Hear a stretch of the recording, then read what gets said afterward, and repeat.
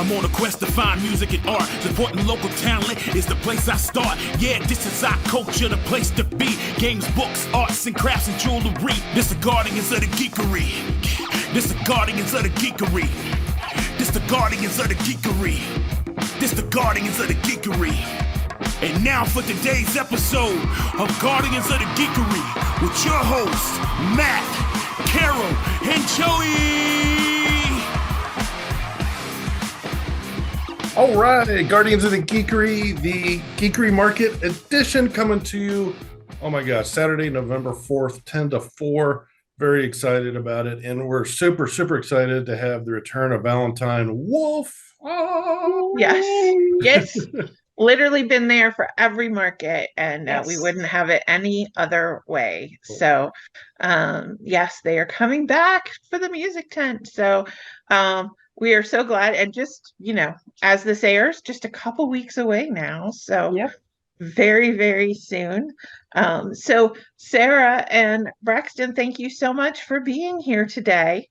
Thank you so much for having us. I know it's daylight hours and you guys usually prefer the night. No, I'm kidding. But we are definitely in the midst of your busiest season. This is definitely the time, the dark, moody, fall and winter. That's when everybody really loves that music. So thank you so much for making some time to be with us. So talk to us a little bit about what you've been up to, and just a little bit about your experience at the market and kind of what you look forward to every time, and go from there. Go for it. I didn't realize we'd been at all of them. That's really cool. I thought maybe over the years, I thought maybe we missed one or two, but that's kind of awesome. I didn't know that. That's really cool. You've been at all the mains. I think the twos we didn't always have a music tent, but every time we've had a music tent, you've been there. So yeah. Wow. That's kind of epic. Wow. Well, this whole year, 2023 has been kind of an insane year for us, but in a really great way. We did an atmospheric Gothic album earlier this year called All My Nights Were Trances, which the Guardians helped bring to life. So thank you for that. That was kind of really cool to do that. And then I think as a result of that, we ended up kind of creating another album of bonus content that goes with that. So that's pretty exciting. We've been playing, again, the usual slate of conventions. We've got 2 metal tracks this year have come out this year. One is only available on our Patreon, and I think we've decided that's far too few. And I think one of the coolest things we got to do to kind of kick off the start of the spooky season was at the end of August, we got to do a special scoring of Stoker on Stoker with our good friend Dacre Stoker. He's got this really cool program where he talks about how Bram Stoker came to write Dracula, which, if you're any kind of horror geek, you should know that. So, kind of important. but still, even if you know it, if you ever get a chance to see Dacre's talk, there were a lot of things. I mean, I thought I was very familiar with Dracula, and it turned out there's so much more depth there, and getting to compose and perform music for that was really cool. That's awesome. We added to our silent film scoring repertoire. We performed Phantom of the Opera this year at Dragon Con, and we're going to be bringing that back and toward the end of October. So if you like the atmospheric Gothic stuff material we do, I'm trying not to call it stuff, there's kind of a lot of new music for you to sort of delve into, which means that I think at the market this year we're really excited to play some heavy metal to bring. I think at Dragon Con we had a few people ask us, had we ever heard of Camelot? And yes, we've heard of Camelot. We're big fans. With a K for those people. Symphonic metal band, not the musical. And we put out a little bit of a teaser recently on Facebook with sort of we called it Mozart but make it metal. It's the Lacrimosa from the Mozart Requiem with a heavy amount of heavy distortion. And when I saw somebody say it's like Type O vibes, I'm like, okay, yeah. So I think most recently we did play a lot of I think more atmospheric music, more fandom based music. I remember at our most recent experience with the market, I played a lot of music from The Witcher 3, which was really cool, but I think I was like the only one who really liked that. I think a lot of people were like, that's really cool. What is that? And I was like, it's video game music from one of my favorite video games. So I think bringing back the distortion and maybe some headbanging is kind of in store. Yes. I think we'll be Awesome. Yes. So, and I mean, if there's time, we might do both, or usually we started combining both in our sets, and we'll see. Yeah, and the plan is for you to play twice so that people can catch you in the morning or they can catch you in the early afternoon. We appreciate that you come up every year. We won't keep you until the wee hours of the night because we know you need to get back home, but just to have 2 chances for people to come and see you in between shopping at the market. And of course, when you're not playing and not selling, which sometimes you're doing, you get to come to the market too. So tell people a little bit about, from your perspective, some of the things you enjoy at the market, not to put you on the spot in front of the person organizing the event or anything. Say only good things. I think it's very simple, and I will just break this down and make your decisions very easy for you if you're watching and listening. If you went to Dragon Con and you walked up to the America's Mart and you noped right on out of there. We saw the lines. That was crazy. Yeah. Then we have a solution for you. And that's what it's like. I think it's like going to any sort of fandom convention, and it's like just the best of the dealer's room. It really is. It's I think that or if you're like me, in that regard, I mean, people were joking about seeing the line, but I've given up on ever purchasing anything at Dragon Con. Like that ship sailed many years ago. Yeah. I look at the Fringe and our friends and other bands, and we try to have a look around the art show, things like that. But going into the dealer room, forget about it. There's the last year we attempted it, I was like, there's just really nothing that I want that badly. And I wished to fight that crowd. I mean, right, the stuff exactly. is great. Yeah. The stuff is great. It's just the crowd. Yeah. And I just wished, it would be so cool if there was an alternative. And to be 100% honest, at the most recent market we did, I did not get to see much of it. We were playing a lot. There was a lot of sound running. But I saw a ton of people coming out of talking to the dealers, just delighted. And then when I think of subsequent years, that's what it's like for me. I mean, it's just, taking a turn through, seeing what's really cool. I think that it is essentially, I think one of the best aspects of experiencing fandom, presented in a really, participate at your own comfort level. I think if you were interested in fandom at all, it would be difficult. For me, it is at least difficult, if not impossible, to go through that and find at least a few things I want. I mean, if for nothing else, I mean, we have a lot of author friends, so books, always books. And I think that's what it's like for me. I think that you don't have to wait till every September to get your geek on. And I think that is the awesome thing about events like this. And I think it's why, if they're not really, if you're into fandom and something like this isn't really on your radar, I would say it needs to be, unless, waiting for a year and spending 3 hours dehydrating in the Atlanta heat sounds like fun. By all means, make that happen. Yeah.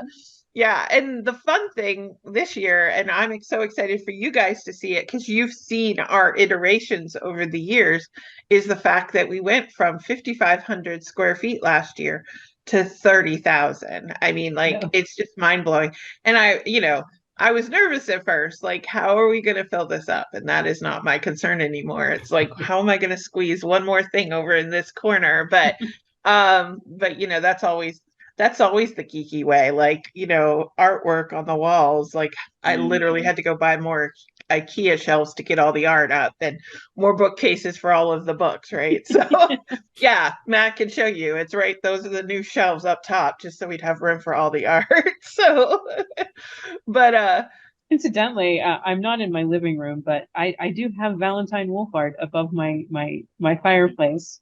All my little from your Kickstarter, all my little pictures are up there with my Raven yeah, painting. So the other side of Matt's rooms are all the CDs on Yep. the wall as art because they're so beautiful. So we just love them so much. But yeah, so it's definitely going to be there. And it is true.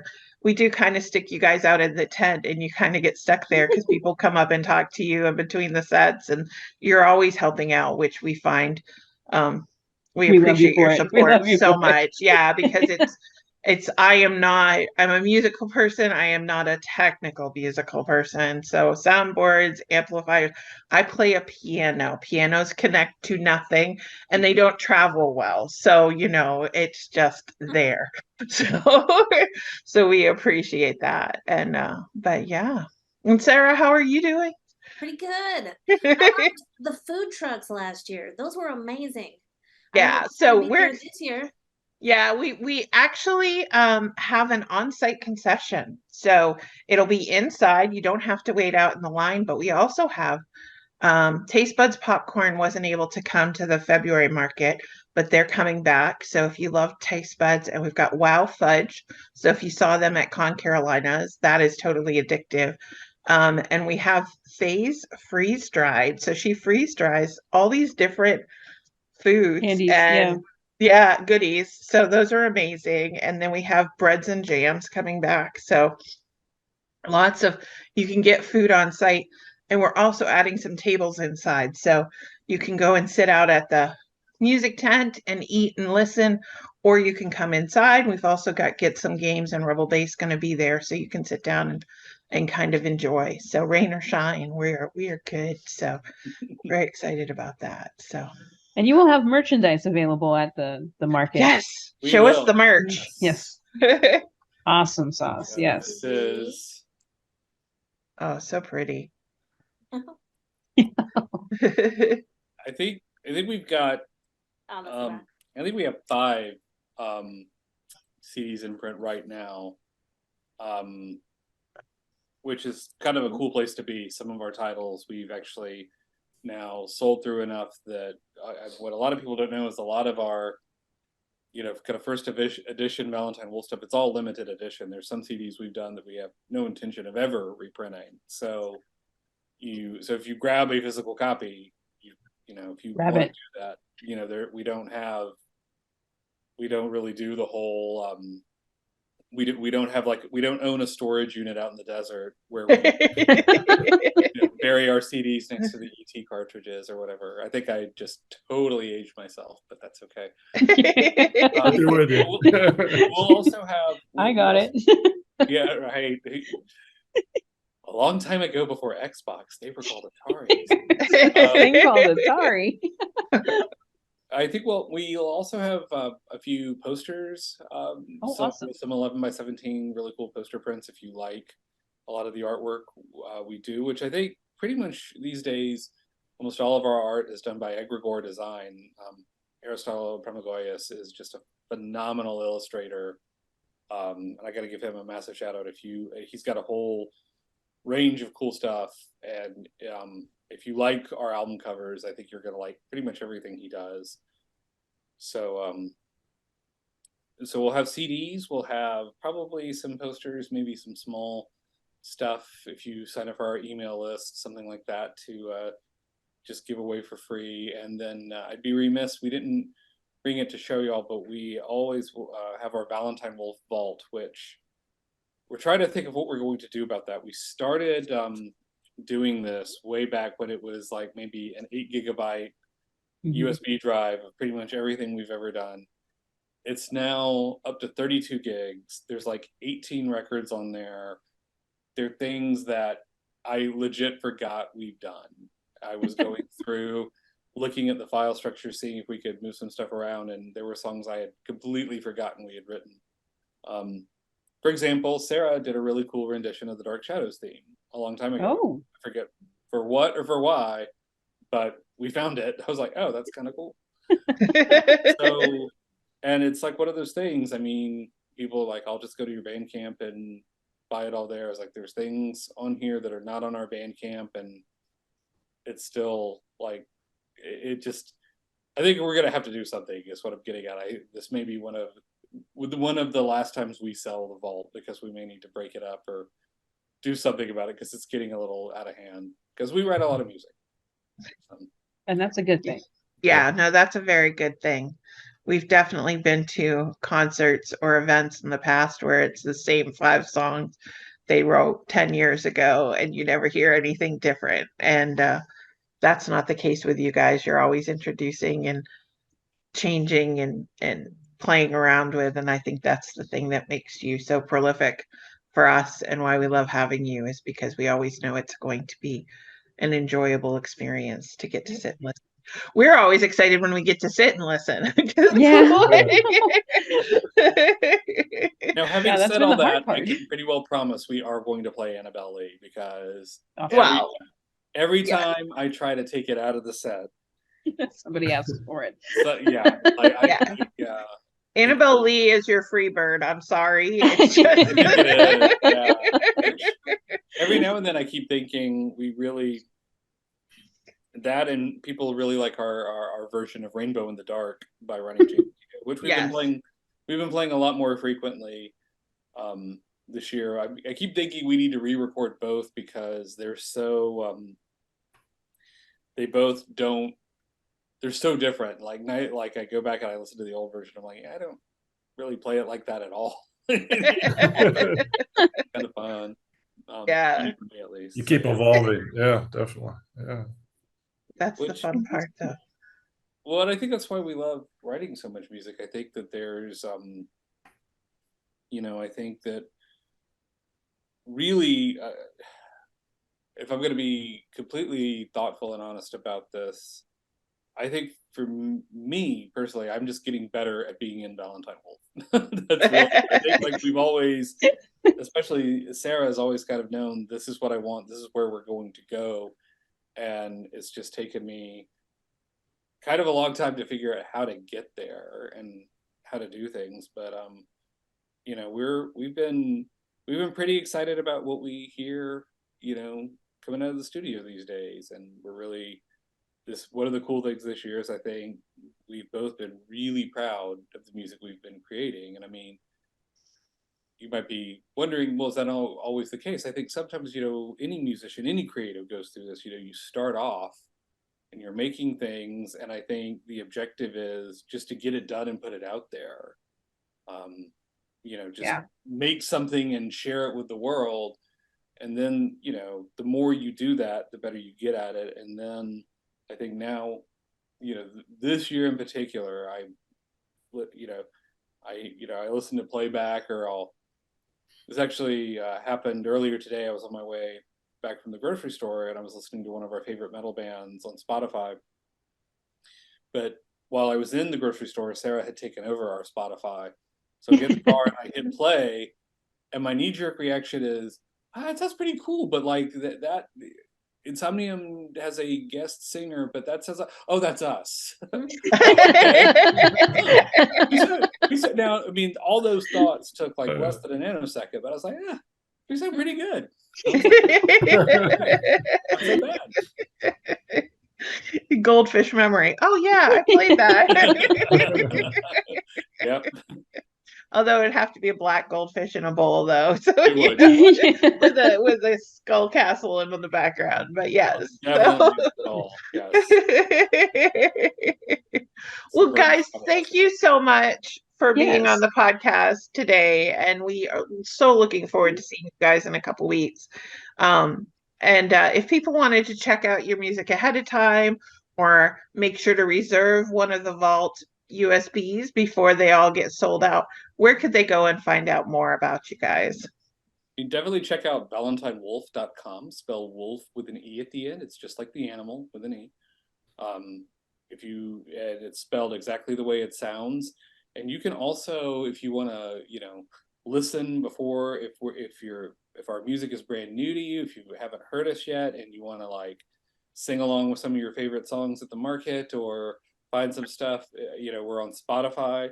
That's a really great way to kind of get to know who we are, what we do. And if you just don't want to do Spotify, I think all of our released music is also on YouTube as well. So no shortage to, hear some, if you like classical music, metal, and you wish every day was October, I think this is the band for you. or we came up lately. We're saying it's just like Apocalyptica, only downtuned. Because if we are brand new, there's no guitars in our music. I play a 5-string and electric upright bass, just like the big monster you see in the back of the orchestra. But there's no guitars in our music. So, well, thank you guys again, Yes, and see thank you you. soon. hey, thank you so Bye. much. That was an episode of Guardians of the Geekery. Thank you for listening. Check us out at guardiansofthegeekery.com and stay tuned for more content.